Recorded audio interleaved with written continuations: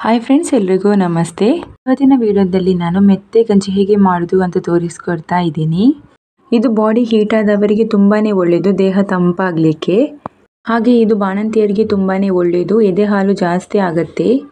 ಹಾಗೆ ಮದುಮಗಳಿಗೆ ಮದುವೆಕ್ಕಿಂತ ಒಂದು ವಾರ ಮುಂಚೆನೇ ಇದು ಕೊಡಲಿಕ್ಕೆ ಸ್ಟಾರ್ಟ್ ಮಾಡ್ತಾರೆ.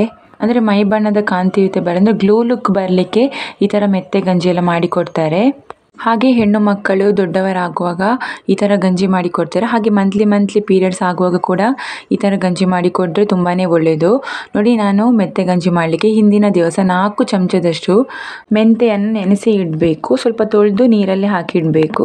ನೋಡಿ, ಇದು ನೆಕ್ಸ್ಟ್ ಡೇ ಮಾರ್ನಿಂಗ್ ನಾನಿಲ್ಲಿ 2 ಗ್ಲಾಸ್ನಷ್ಟು ರೇಷನಲ್ಲಿ ಸಿಗುವ ಬೆಳ್ತಿಗೆ ಅಕ್ಕಿ ಯೂಸ್ ಮಾಡಿದ್ದೇನೆ. ವೈಟ್ ರೈಸ್, ಇದನ್ನು ಚೆನ್ನಾಗಿ ತೊಳಿಬೇಕು. ಈ ಮೆಂತೆ ಗಂಜಿ ಆಷಾಢದಲ್ಲಿ ಬರುವ ಆಟಿ ಅಮಾವಾಸ್ಯೆಯಲ್ಲಿ ನಾವು ಹಾಲೆ ಮರದ ಕೆತ್ತೆಯ ಕಷಾಯ ಕುಡಿತೇವಲ್ವಾ, ತುಳುವಿನಲ್ಲಿ ಪಾಲೆದ ಮರದ ಕೆತ್ತೆ ಅಂತ ಹೇಳ್ತೇವೆ. ಹೊಟ್ಟೆಯಲ್ಲಿರುವ ಜಂತು ಹುಳಕ್ಕೆ ಕುಡಿಯುವ ಕಷಾಯ. ಆ ದಿವಸ ದೇಹ ತಂಪು ಮಾಡಲಿಕ್ಕೆ ಮೆಂತೆ ಗಂಜಿ ಮಾಡ್ತೇವೆ. ಅಕ್ಕಿ ತೊಳೆದಾದ್ಮೇಲೆ 10 ಗ್ಲಾಸ್ನಷ್ಟು ನೀರಿಟ್ಟು ಬೇಯಿಸ್ಲಿಕ್ಕೆ ಇಡಬೇಕು. ನೋಡಿ, ಇದು ಮೆಂತೆ ನಾವು ನಿನ್ನೆ ನೆನೆಸಿ ಹಾಕಿಟ್ಟಿದ್ವಲ್ಲ ಹಿಂದಿನ ದಿವಸ, ಅದರ ನೀರು ನಾವು ಗುಚ್ಚಬಾರ್ದು, ಅದನ್ನೇ ಹಾಕಬೇಕು. ನೋಡಿ, ಇಲ್ಲಿ ನಾನು 1 ಇಡೀ ತೆಂಗಿನಕಾಯಿ ತಗೊಂಡಿದ್ದೇನೆ, ದೊಡ್ಡದು ತಗೊಂಡು ಅದರದ್ದು ಹಾಲು ತೆಗಿಬೇಕು ನಾವು ಮೊದಲು. ನೋಡಿ, ಮೊದಲು ಎಲ್ಲ ತೆಂಗಿನ ತುರಿಯನ್ನು ಮಿಕ್ಸರ್ ಜಾರಿಗೆ ಹಾಕಿ 1.5 ಗ್ಲಾಸ್ನಷ್ಟು ನೀರು ಹಾಕಬೇಕು. ಆಮೇಲೆ ಚೆನ್ನಾಗಿ 5 ನಿಮಿಷದಷ್ಟು ಈ ಥರ ಗ್ರೈಂಡ್ ಮಾಡಿದರೆ ನಮಗೆ ಚೆನ್ನಾಗಿ ಹಾಲು ತೆಗಿಬೋದು. ನೋಡಿ, ಇದು ಅರ್ಧ ಬೇಯುವಾಗ ನಾವು ಮೆಂತೆ ಹಾಕಬೇಕು, ಅದರ ನೀರು ಕೂಡ ಹಾಕಬೇಕು, ನೀರು ತೆಗೆಯೋ ಹಾಗಿಲ್ಲ. ನಾವು ಈ ಮೆತ್ತೆ ನೀರನ್ನು ಹೀಗೆ ಕುಡಿದ್ರೂ ಕೂಡ ತುಂಬಾ ಒಳ್ಳೆಯದು, ಕೂದಲಿಗೆಲ್ಲ ಒಳ್ಳೆಯದು. ಹಾಗೆ ಈ ಮೆತ್ತೆಯನ್ನು ನೆನೆಸಿ ಗ್ರೈಂಡ್ ಮಾಡಿ ತಲೆಗೆ ಹಚ್ಚಿದರೆ ಡ್ಯಾಂಡ್ರಫಿಗೆಲ್ಲ ಒಳ್ಳೆಯದು.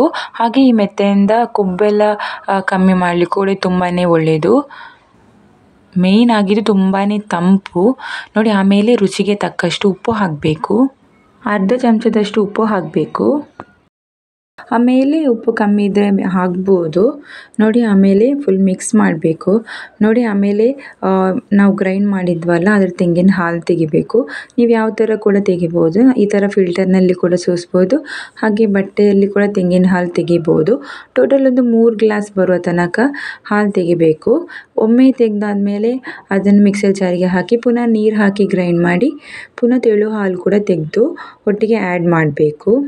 ನಾನಿಲ್ಲಿ ಸಣ್ಣ ಅರ್ಧ ಕಪ್ನಷ್ಟು ಬೆಲ್ಲ ತೆಕ್ಕೊಂಡಿದ್ದೀನಿ, ಇದು ಸ್ವೀಟಿಗೆ.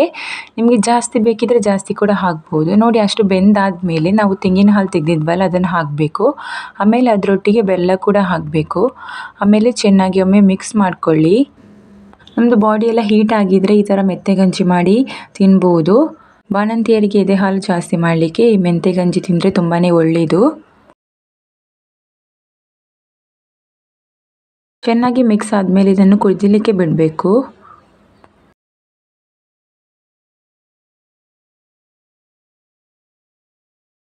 ಇಲ್ಲಿ ರುಚಿಗೆ ನೋಡಿ, ಉಪ್ಪು ಕಮ್ಮಿ ಇದ್ದರೆ ಸ್ವಲ್ಪ ಉಪ್ಪು ಆ್ಯಡ್ ಮಾಡ್ಬೋದು. ನಾನಿಲ್ಲಿ ಸ್ವಲ್ಪ ಆ್ಯಡ್ ಮಾಡಿದ್ದೇನೆ. ನೋಡಿ, ಆಮೇಲೆ ಈ ಥರ ಕುದಿ ಬರಬೇಕು ಚೆನ್ನಾಗಿ, ಆಗ ನಮ್ಮದು ಮೆಂತೆ ಗಂಜಿ ರೆಡಿ ಆಗುತ್ತೆ. ಕುಕ್ಕರ್ನಲ್ಲಿ ಮಾಡಬೇಕು ಅಂತ ಇಲ್ಲ, ಹೀಗೆ ಡೈರೆಕ್ಟಾಗಿ ಬೇಗನೆ ಆಗುತ್ತೆ. ನೋಡಿ, ಮೆಂತೆ ಗಂಜಿ ರೆಡಿ ಆಗಿದೆ. ನಿಮಗೆ ಕುದಿತಾ ಬರುವಾಗ ದಪ್ಪ ಅಂತ ಫೀಲ್ ಆದರೆ ಸ್ವಲ್ಪ ನೀರು ಆ್ಯಡ್ ಮಾಡ್ಬೋದು.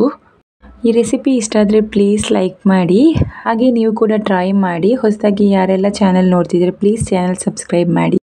Thank you.